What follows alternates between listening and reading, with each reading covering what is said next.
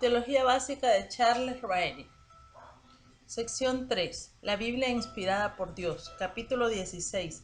La interpretación de la Biblia. 1. Los principios de la hermenéutica. A. Una definición de la hermenéutica. La hermenéutica es el estudio de los principios de interpretación. La exégesis consiste en la interpretación real de la Biblia, el sacar su sentido, mientras que la hermenéutica establece los principios por los cuales se efectúa la exégesis. En realidad, todo intérprete de la Biblia tiene un sistema de hermenéutica, aunque probablemente la mayoría de los intérpretes no sistematizan su hermenéutica. Pocos, si es que algunos intérpretes comienzan elaborando su hermenéutica antes de proceder a la exégesis. La mayoría parece que piensan en la hermenéutica después de haber estado ya interpretando por años. Pero al pensar sobre el tema de la hermenéutica sirve un propósito importante porque de veras les obliga a examinar la base de la exégesis y la consecuencia de sus prácticas interpretativas. B. Algunos sistemas de hermenéutica. Yo creo, por razones que más adelante se declararán, que el sistema correcto de la hermenéutica se puede clasificar como el normal, sencillo o literal. Sin embargo, ejemplos de otros sistemas que no promueven la interpretación normal o sencilla, a lo menos no consecuentemente, pueden servir para enfocar lo que se significa por la interpretación normal y los principios hermenéuticos sobre los cuales se basa. Se debe decir que casi nadie tiene un sistema puro de hermenéutica. La mayoría combinan elementos de varios sistemas. 1. Hermenéutica alegórica. Una alegoría es una representación simbólica. La hermenéutica alegórica se contrasta con la hermenéutica literal y normalmente se acude a ella cuando el sentido literal parece ser inaceptable para el intérprete. Las palabras entonces no se entienden en un sentido normal, sino en una forma simbólica que resulta en un significado diferente del texto, un significado que, en el sentido más estricto, el texto nunca intentó comunicar. Si se usara como única norma, la hermenéutica alegórica reduciría la Biblia casi a ficción, puesto que el sentido normal de las palabras sería inadecuado y se reemplazaría con cualquiera que fuera el sentido que el intérprete le diera a los símbolos. Sin embargo, en la mayoría, la hermenéutica alegórica no se practica constante o totalmente. Los evangélicos que usan este sistema lo hacen generalmente en el área de la profecía, mientras que usan la hermenéutica normal o literal en otras áreas de interpretación bíblica. F. W. Farrar, en su libro Historia de la Interpretación, London, Macmillan, 1886, dice, donde este método alegórico se originó. Expresa él: la alegoría no surgió en ninguna manera de la piedad espontánea, sino que fue hija del racionalismo, el cual le debe su nacimiento a las teorías paganas de Platón. Tuvo su nombre bien puesto, pues hizo que la escritura dijera algo diferente de lo que de veras significaba. Orígenes tomó de los platonistas paganos y los filósofos judíos un método que convierte la totalidad de la escritura, lo mismo al Nuevo Testamento que al Antiguo, en una serie de enigmas torpes, variantes e increíbles. La alegoría lo ayudó a deshacerse del milenarismo y el literalismo supersticioso y las antítesis de los gnósticos, pero le abrió la puerta a males más peligrosos. Páginas 193 al 4 y 196. 2. Interpretación literal. El lado opuesto del espectro de la interpretación alegórica pura o como único método se sitúa la interpretación literal, puesto que la palabra literal tiene connotaciones que se entienden mal o subjetivamente. Clasificaciones como sencilla o normal sirven más aceptablemente. Literal se supone que excluye las figuras retóricas, etc., lo cual no es el caso. Usualmente se supone que la interpretación literal va de la mano con la creencia en la inspiración verbal y plenaria. Esto no es necesariamente cierto, puesto que hay exegetas que practican la hermenéutica literal, pero no se adhieren a la forma más alta de la inspiración. Hablaremos más de los principios de la interpretación literal más adelante. En este punto solo la quiero presentar como lo opuesto de la interpretación alegórica. 3.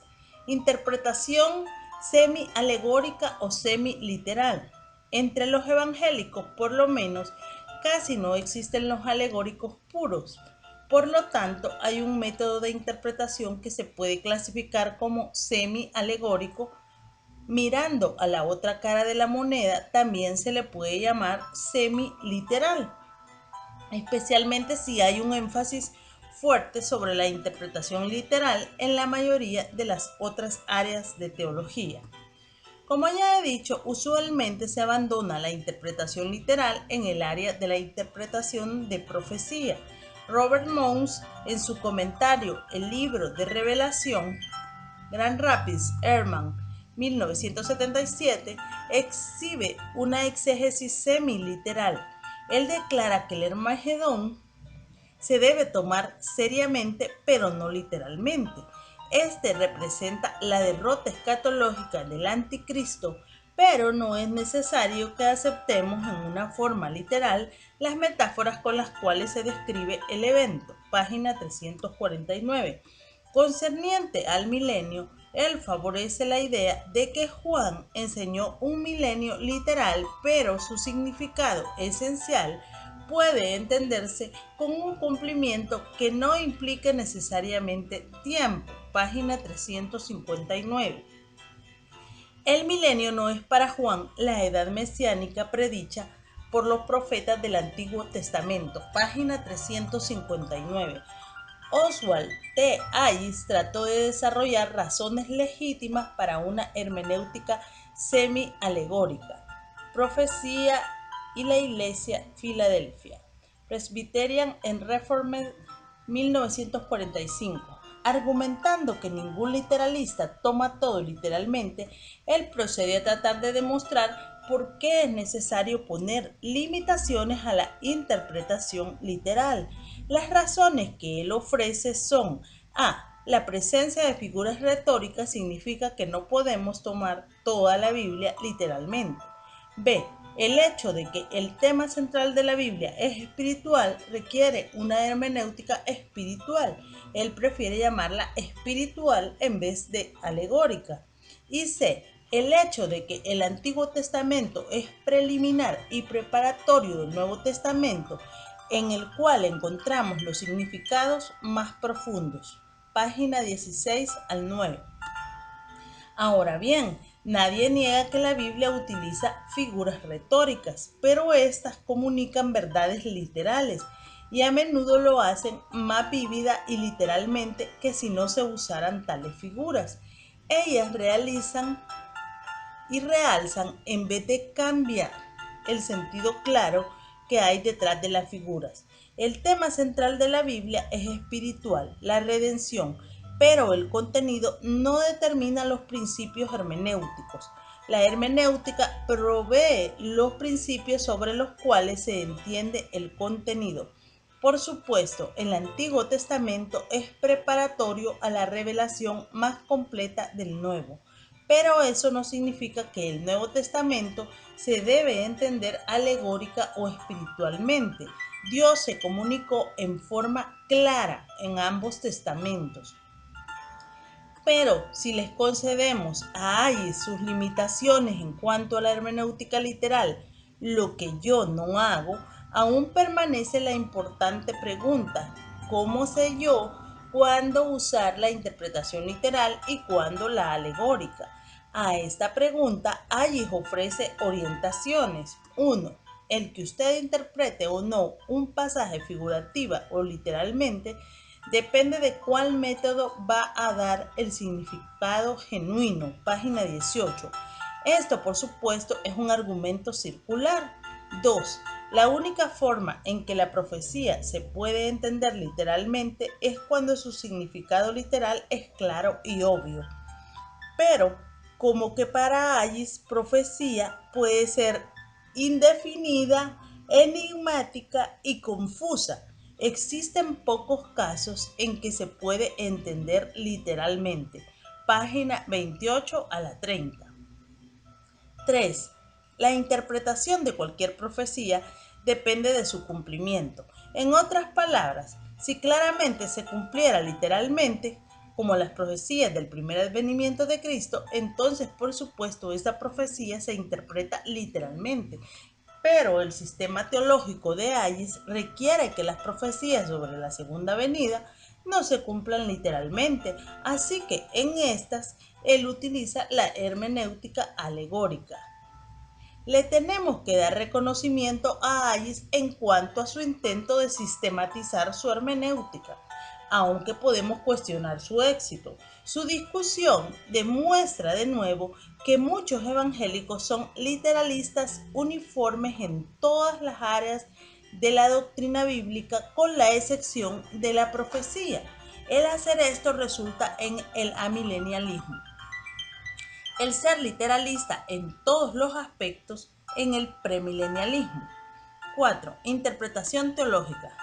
En un sentido, el amilenialismo, como se ilustra en la discusión de Ayes, se puede considerar no solo por su uso de la hermenéutica semialegórica, sino también como una ilustración de la interpretación teológica. Este sistema teológico no permite un reino auténtico en la tierra sobre el cual reine Cristo. Por lo tanto, ciertos pasajes no se pueden interpretar literalmente. Otra ilustración de interpretación teológica se encuentra en los escritos de Daniel Fuller.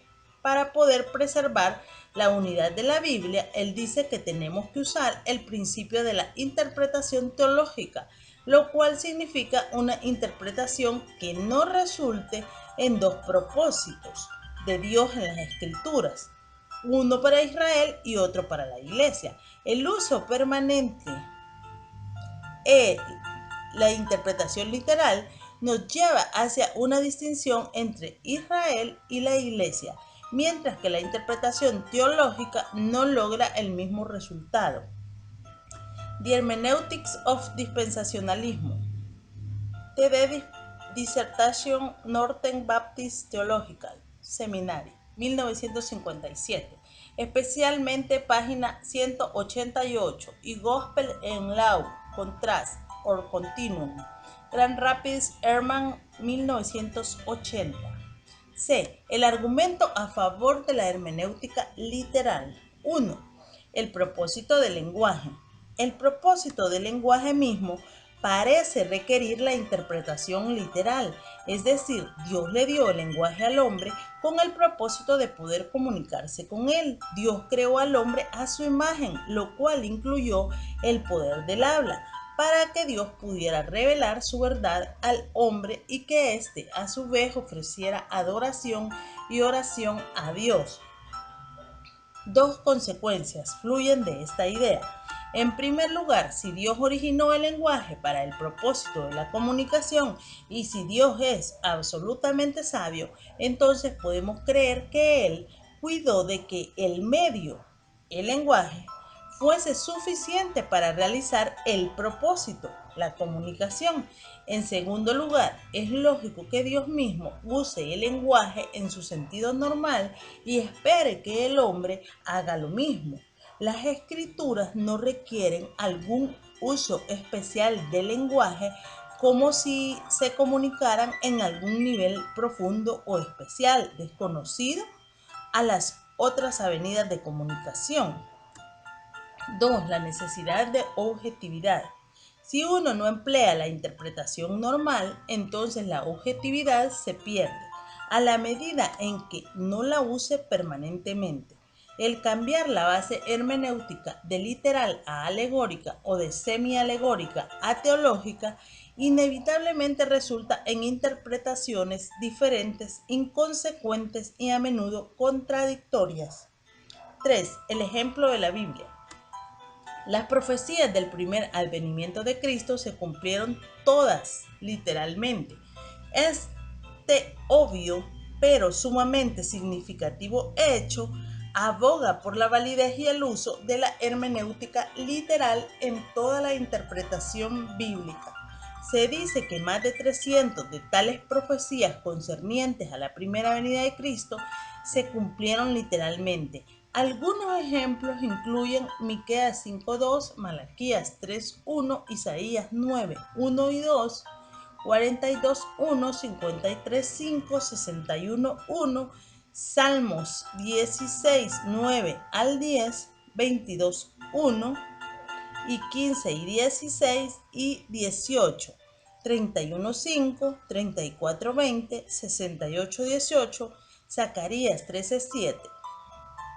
Por cierto, a algunas profecías del Antiguo Testamento se les da un cumplimiento típico en el Nuevo, y algunas de esas son citadas por los no literalistas como sanción bíblica para una hermenéutica no literal, pero de las aproximadamente 24 profecías a las cuales el Nuevo Testamento le da un cumplimiento típico, solamente 7 se citan como ejemplos de una hermenéutica no literal, y por supuesto no todos están de acuerdo en que estas 7 prueben esto.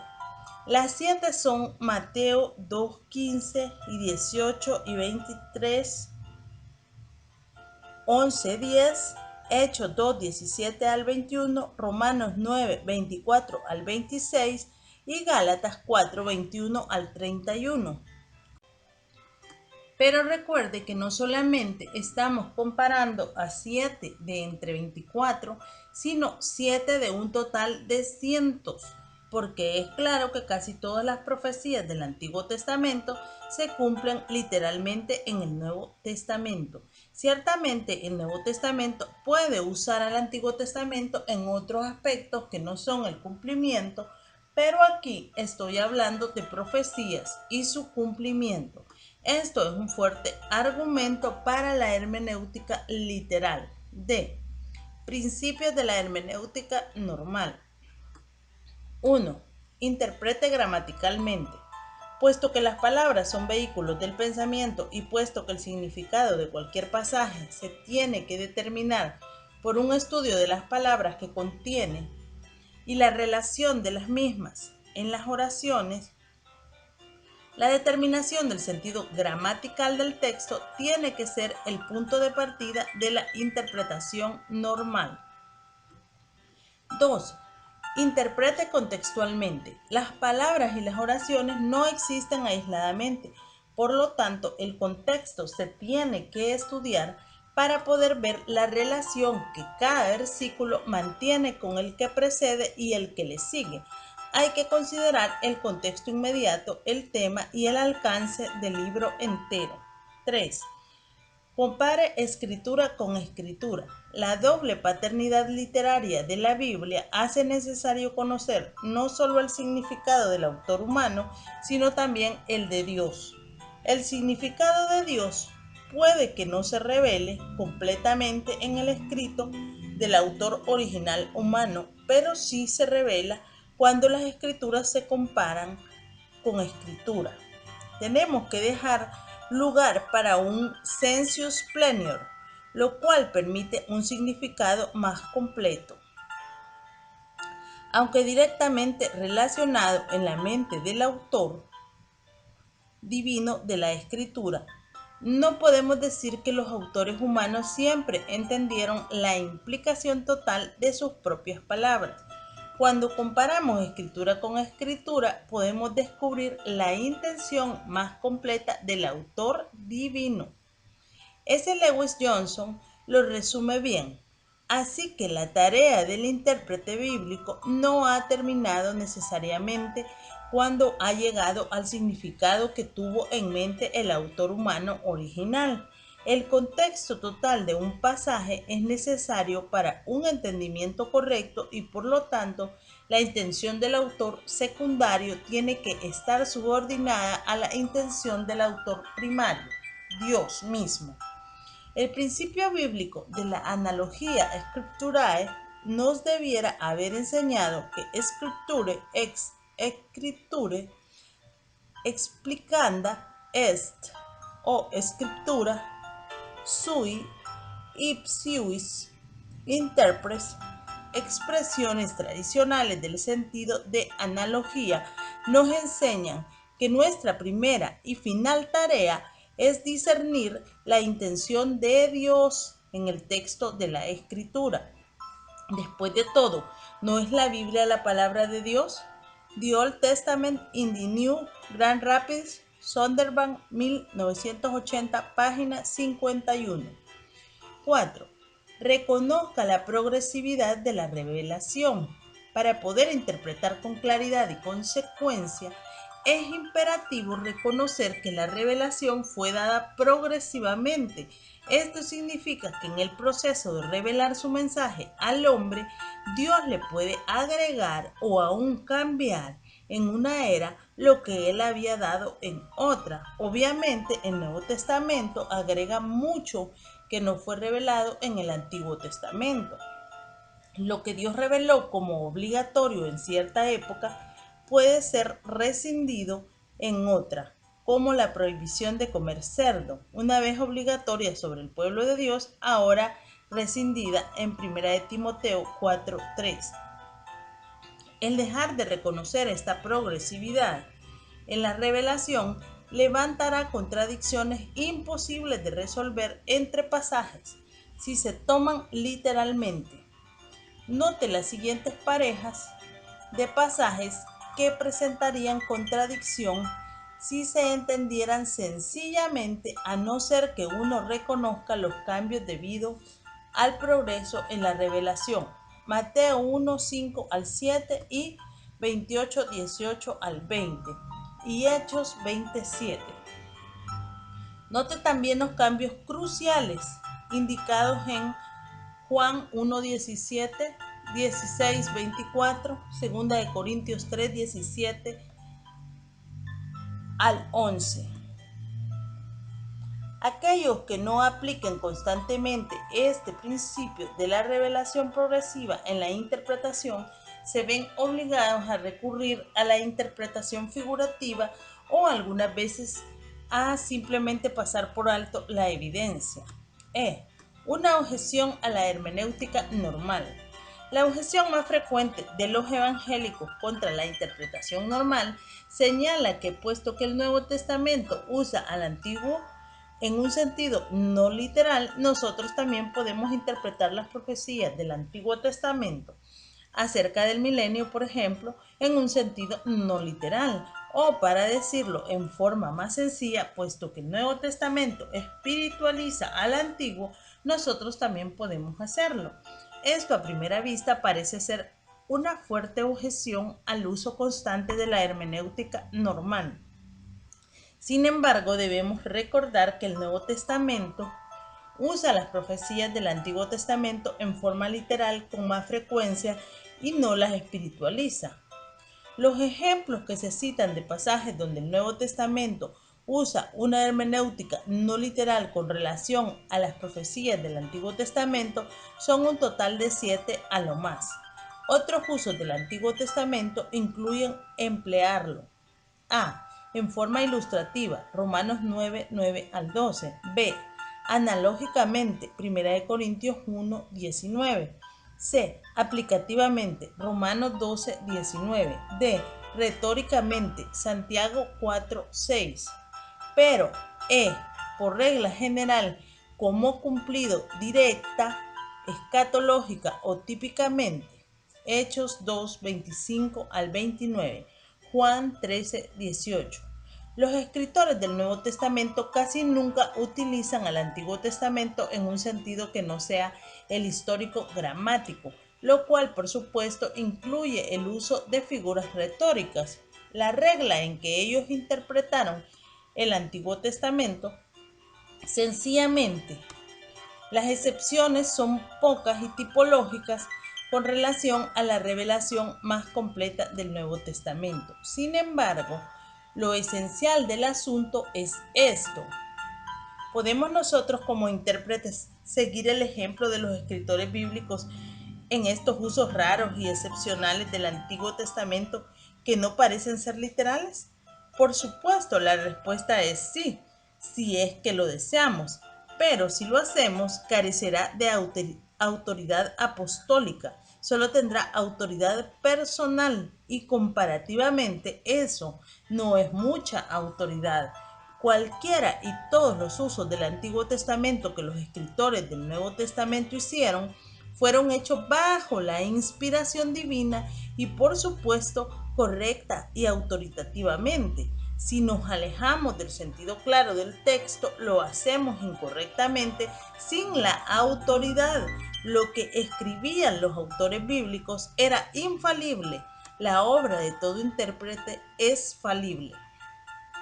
En resumen, es Dios quien tuvo el deseo de darle al hombre su palabra. También es Dios quien nos dio el don de lengua para que Él pudiera cumplir ese deseo. Nos dio su palabra para comunicar, no para confundir.